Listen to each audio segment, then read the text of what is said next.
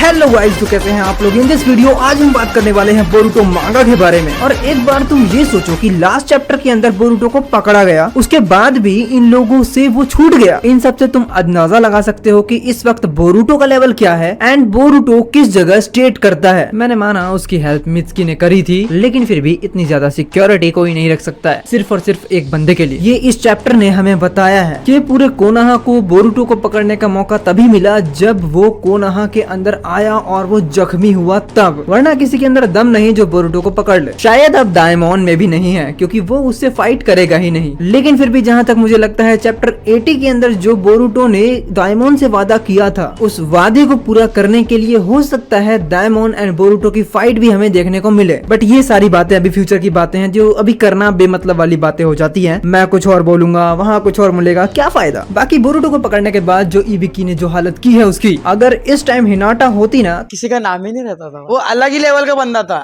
फिर भी देखा जाए तो जो भी चीज बोरुटो के साथ हुई या फिर बोरुटो के साथ जो भी टॉर्चर हुआ, उसमें खुद इबिकी या कोनोहामारू या किसी और की गलती भी नहीं है, क्योंकि जो उनका एक्चुअल वर्क है वो ही वो लोग कर रहे हैं। सो इसमें किसी की गलती नहीं है और ये चीज बोरुटो भी समझता है कि अगर उसकी जगह कोई और होता तो उसके साथ भी यही ट्रीटमेंट होता जो बोरुटो के साथ हुआ है। मेन बात ये है यहाँ की जो नया बंदा आ रहा है उसका क्या करना है, क्योंकि जहाँ तक मेरा ख्याल है मेन प्रॉब्लम शिंकी बनने वाला है। क्योंकि यार ये लोग अब 4 से 5 हो चुके हैं एंड यू नो शिंकी का क्या लेवल है, वो गारा से भी ज्यादा पावरफुल है। और ये मैं इस बेस पे कह रहा हूँ क्योंकि गारा के पास तो सैंड की पावर थी, गारा सैंड को कंट्रोल कर सकता था, बट मिस्टर शिंकी तो सीधा सीधा रेत में पड़ी हुई आयरन पाउडर को कंट्रोल कर सकता है। और इस टाइम पर तो शिंकी अलग ही बंदा है जो बोरुटो को तो पहचानेगा भी नहीं। उसके बाद जो होगा उसका क्या होगा। बट ये चीज रिवर्स में भी तो जा सकती है, बिकॉज जो भी हम सोच रहे हैं कि बोरुटो वर्सेस शिंकी की फाइट होगी, ये हम बना रहे हैं, लेकिन इसका रिवर्स ये है कि जो कांकरो का कॉल आया शिकमारू के पास जिसमें उसने बोला कि भाई तुम्हारा साला और तुम्हारा भांजा दोनों के दोनों ही डिफीट हो चुके हैं। सो जीजा जी करना क्या है अब, क्योंकि सैंड विलेज में तो कोई है ही नहीं जो सैंड विलेज को प्रोटेक्ट कर सके।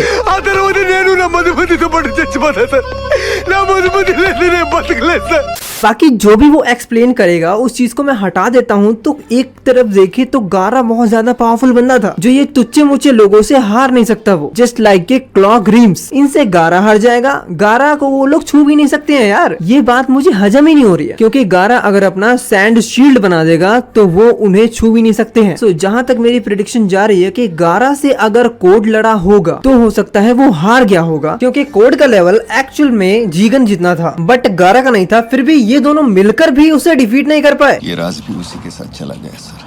इस बात का शक है मुझे, क्योंकि दोस्त बात ये है कि पिछले 2 साल से जब से ये चैप्टर स्टार्ट हुए हैं उससे पिछले 2 साल से वो बंदा यानी कि कोड बोरुटो को हर विलेज हर गांव में ढूंढ रहा है जब से सास्के ने उसकी आंखें फोड़ी है। सो वो पक्का ही सैंड विलेज भी गया होगा और वहाँ ये कांड करके आया है, जिसका नतीजा हमारे सामने है कि इन शिनजूस को एक और बंदा मिल गया। अब तुम पूछोगे कि भाई ये 2 साल पहले हुआ था, अभी कैसे ये आ गया, यानी कि आर यू या फिर शॉर्ट में कह लो शिंकी। अगर तुम पुरानी चैप्टर फॉलो नहीं करते हो या नए आए हो तो पहले पुरानी चैप्टर देखो, पूरी प्लेलिस्ट है मेरे चैनल पे, समझे। अबे लौड़े अपना काम कर। ये बंदा इसलिए नहीं आया क्योंकि तब तक 10 टेल्स ने अपने आप को इवॉल्व नहीं किया था। सो अब तक जितने लोगों को क्लॉक रिम्स ने पकड़ रखा है वो धीरे धीरे सामने आने वाले हैं। इससे पहले तो सिर्फ और सिर्फ 4 ही बंदे थे, लेकिन अब पूरा आर्मी बनने वाली है। देखा जाए तो आर्मी बनने से पहले अगर बोरुटो ने रोक दिया तब तो बहुत अच्छी बात है, नहीं तो भाई साहब क्या होगा या फिर इसका क्या कंक्लूजन निकलेगा वो कुछ नहीं कह सकते अभी।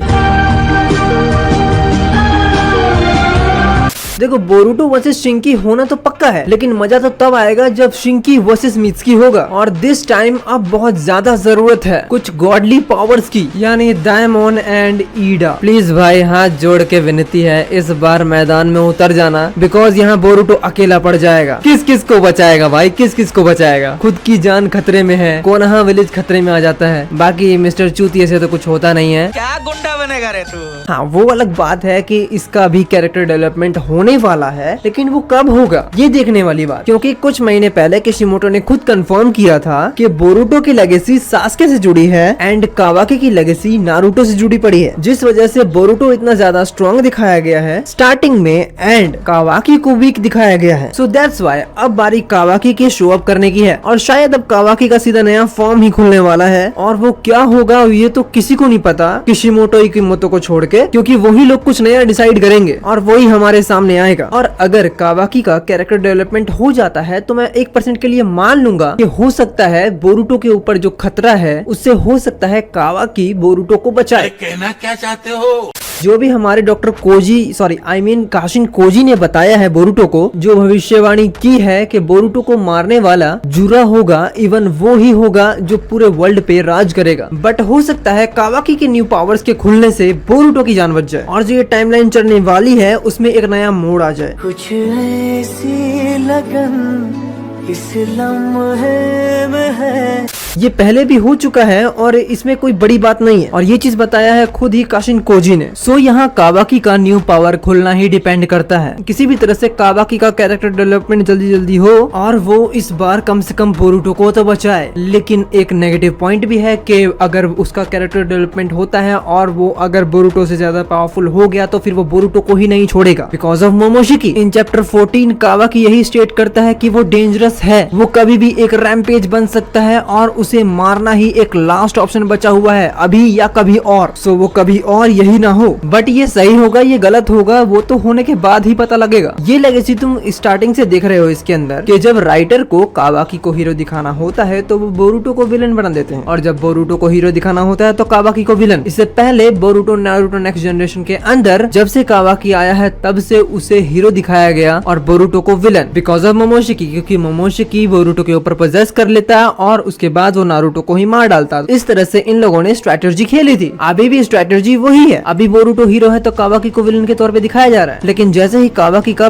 कैरेक्टर डेवलपमेंट होगा तो सीधा मोमोशिकी इसके ऊपर पोजेस कर लेगा, यानी बोरुटो के ऊपर। और ये चीज हमने चैप्टर 6 के अंदर भी देखा था। जब कावाकी का कारमा एक्टिवेट हुआ था तो बोरुटो का भी कारमा एक्टिवेट हो ही रहा था और फिर बोरुटो वहाँ से भाग गया क्योंकि उसको लगा कि कहीं मोमोशिकी बाहर आ गया तो दिक्कत है। और वैसे भी वो टाइम नहीं था मोमोशिकी के बाहर आने का। लेकिन अब अगर कावाकी के पावरफुल बनने के बाद मोमोशिकी आता भी है तो वो एक विलन के तौर पे आएगा और कावाकी दोबारा से हीरो बन जाएगा। और ये स्ट्रेटजी ये लोग खेलेंगे ही खेलेंगे, तुम पक्का देख लेना। बाकी तुम्हें क्या लगता है कि आगे क्या हो सकता है, इवन अपनी प्रेडिक्शंस भी बता सकते हो कमेंट सेक्शन में लिख के। एंड आज के लिए बस इतना ही गाइस, मिलते हैं नेक्स्ट वीडियो में। इस चैनल को सब्सक्राइब करो, बेल आइकन जरूर दबा देना। Thank you for watching guys, मिलते हैं नेक्स्ट वीडियो में।